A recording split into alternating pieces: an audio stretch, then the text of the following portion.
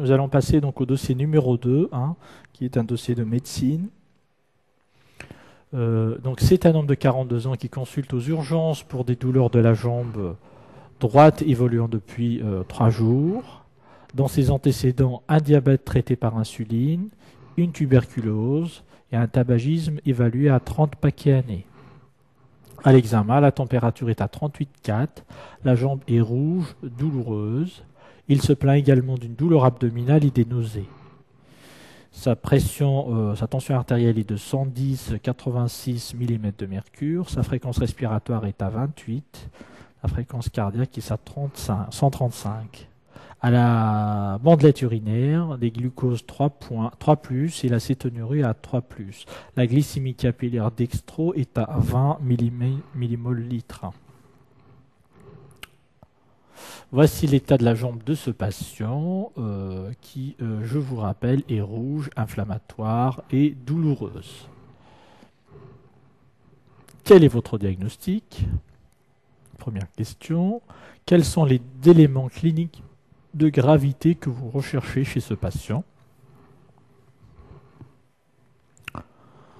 Le reste de l'examen clinique est rassurant. Les résultats des examens demandés sont les suivants. NFS 14 000 blancs, la CRP à 140, le ionogramme, le sodium est à 138, la créate à 132, le potassium 3,2, la glycémie sanguine est à 21 mmol/litre, les protéines à 83, le CG montre un rythme sinusal, un peu de tachycardie sans autres anomalies décelées. Troisième question, quel examen complémentaire important n'est pas mentionné? Question 4, quel est votre traitement pour ce patient? Le patient n'est pas suivi régulièrement pour son diabète, vous souhaitez l'adresser à une consultation spécialisée. Quels examens complémentaires prescrivez-vous avant cette consultation? Conscient des dangers de l'intoxication tabagique, M. S souhaite un sevrage tabagique. Il demande votre aide. Quelles sont les grandes lignes du sevrage tabagique à proposer à ce patient ou comment menez-vous le sevrage tabagique chez ce patient? Les réponses à ce dossier sont les suivantes. Vous avez un patient qui se présente pour deux choses. Vous avez une jambe rouge aiguë douloureuse, et des douleurs abdominales et une BU perturbée chez un patient diabétique.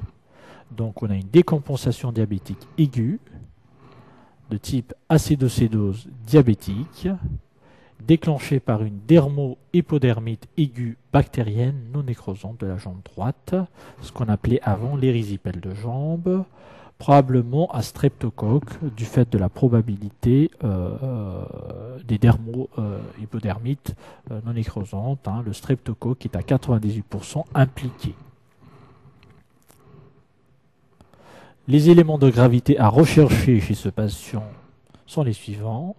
D'un point de vue général, il faut rechercher des troubles de conscience, chercher un coma, chercher des signes d'hypotension et de choc, une oligoanurie, des marbrures. L'examen local de la jambe doit rechercher une nécrose, une cyanose, des bulles ou des décollements qui signent la gravité de la dermohypodermite. Il faut rechercher une crépitation sous-cutanée et des troubles de la sensibilité qui sont bien entendu des signes de gravité et qui doivent suspecter une complication. Voici un schéma du derme. Comme vous le savez, il y a une conférence de consensus sur les infections des parties molles. Ils ont redéfini les entités cliniques et pathologiques. Vous avez l'épiderme ici, le derme et l'hypoderme. Quand il y a une infection de l'épiderme, du derme, on parle de dermo-hypodermite.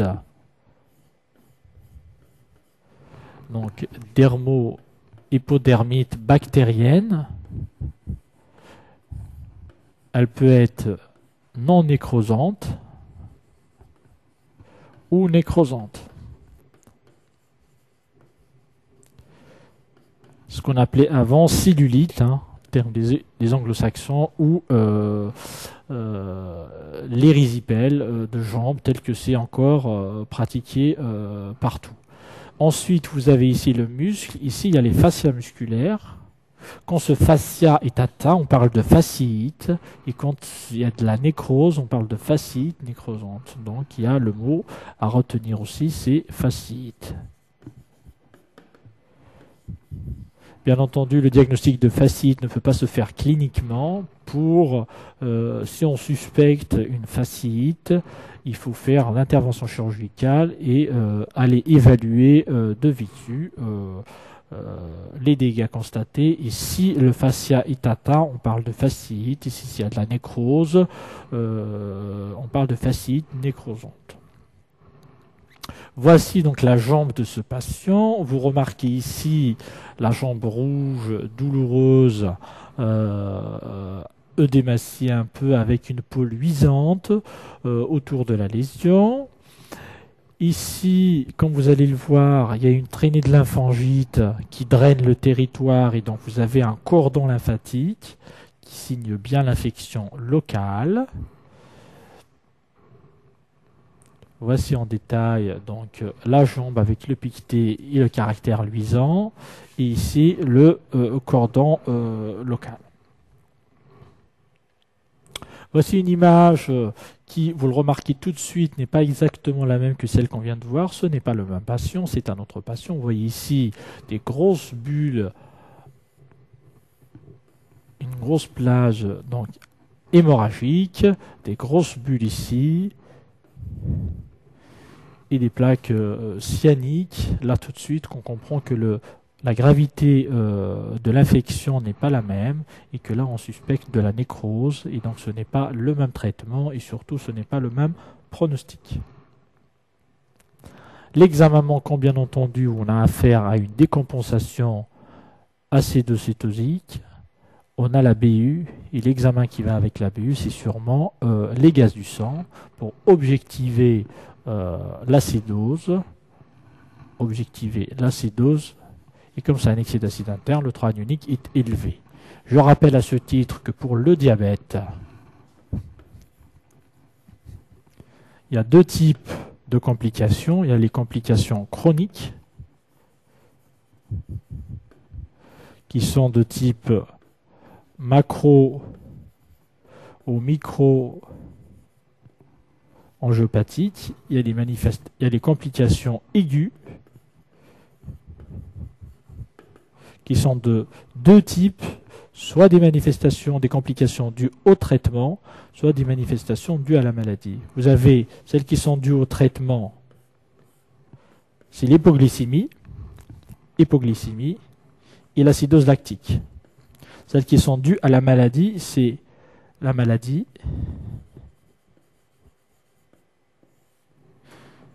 c'est l'acétocétose et le coma hyperosmolaire. Donc les quatre tableaux à connaître. Vous avez les complications chroniques dues au diabète et les complications aiguës dues au diabète. Soit au traitement, c'est l'acidose lactique et les hypoglycémies, qui, je vous rappelle, est la complication la plus fréquente chez les diabétiques, c'est l'hypoglycémie. Et puis les complications aiguës dues à la maladie, qui sont donc le coma hyperosmolaire et l'acidocétose diabétique. Ici, donc, nous avons affaire à une décompensation aiguë de type acido-acétosique, certainement provoquée par la dermo-hypodermite nécrosante. Le traitement de ce patient, donc on a affaire à deux choses en même temps à traiter. On a la décompensation du diabète et l'érysipèle. Le traitement, donc, c'est une hospitalisation, c'est une urgence thérapeutique à mettre en soins intensifs. Il faut mettre en condition le patient avec des voies veineuses, le sonde vésicale pour surveiller la diurèse de ce patient. Le traitement curatif, c'est l'insuline.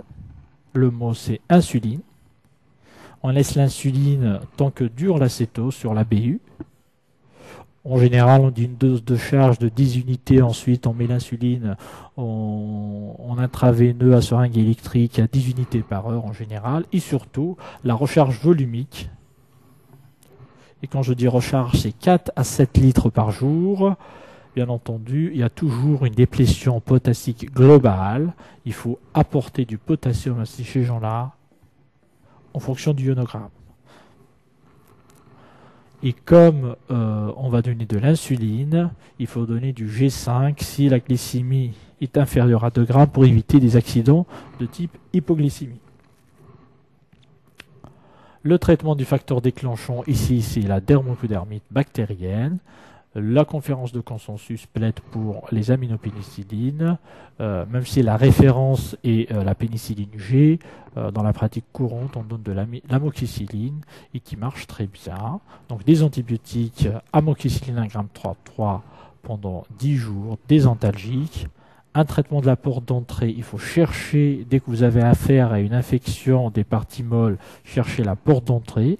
Ça peut être un intertrigo, ça peut être une piqûre d'insecte, ça peut être une blessure mal soignée, notamment chez les diabétiques, une petite entaille au niveau du pied, de la jambe, et qui peut être la porte d'entrée des germes. Des HBPM pour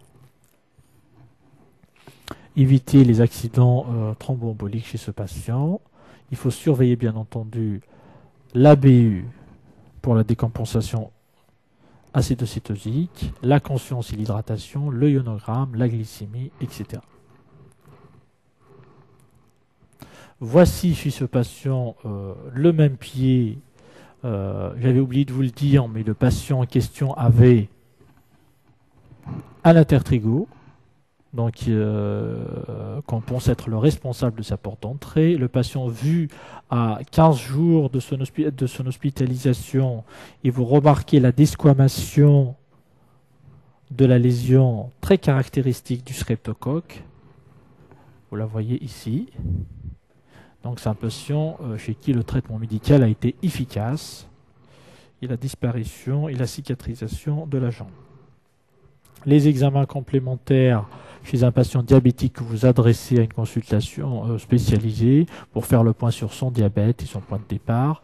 Il faut demander une HbA1c pour voir l'équilibre diabétique de chez ce patient, une exploration de tous les facteurs cardiovasculaires, une exploration des anomalies lipidiques, une créatininémie pour évaluer la créate de base et la fonction rénale, donc avec le calcul de la clairance de la créatinine, une bandelette urinaire pour rechercher une protéinurie et surtout une microalbuminurie. Il faut faire un examen ophtalmologique, FO, il faut faire un ECG de repos, et on peut même rajouter une échographie des troncs artériels pour faire le point sur les examens cardiovasculaires chez ce patient. Le sevrage tabagique, qui je vous rappelle est une question à l'ECN, il faut apprendre un plan particulier pour le faire, c'est toujours le même. Le sevrage tabagique commence par une évaluation clinique avant de proposer le sevrage lui-même. L'évaluation clinique commence par l'évaluation de la motivation du patient. Un patient qui n'est pas motivé, c'est clair que vous n'aurez pas un sevrage tabagique efficace. Il faut évaluer le degré de dépendance physique, et là le mot c'est le test Fagerstrom. Les anciennes tentatives de sevrage, si jamais il a déjà essayé de se faire sevrer, et comment elle a fait, et qu'est-ce que ça a donné comme résultat.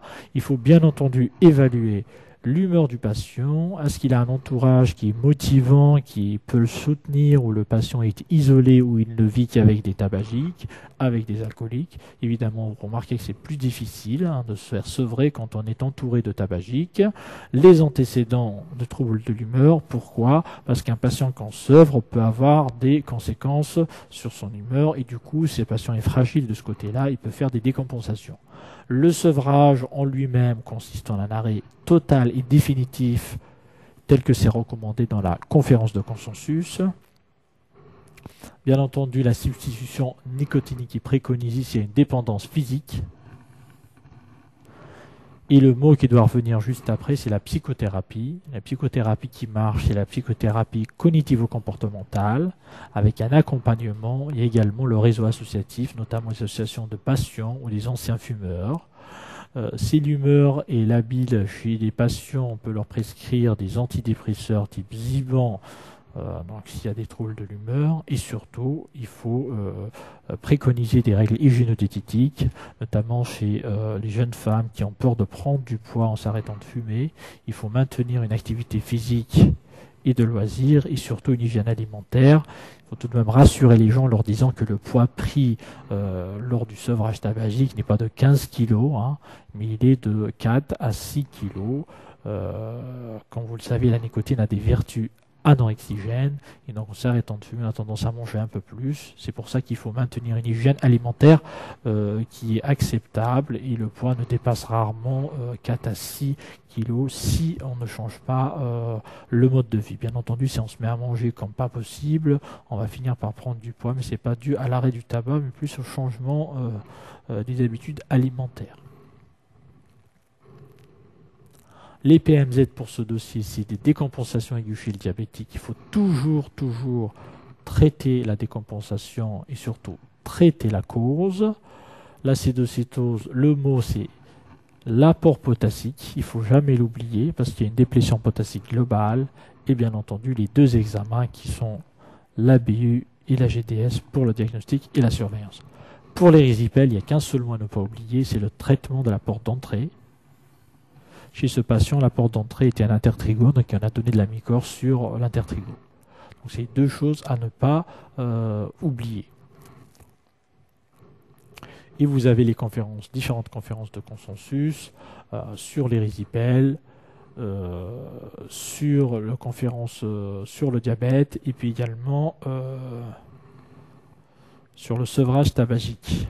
Je vous rappelle qu'il existe un pôle national de diabétos sur lequel tout est mentionné. Voilà pour ce dossier.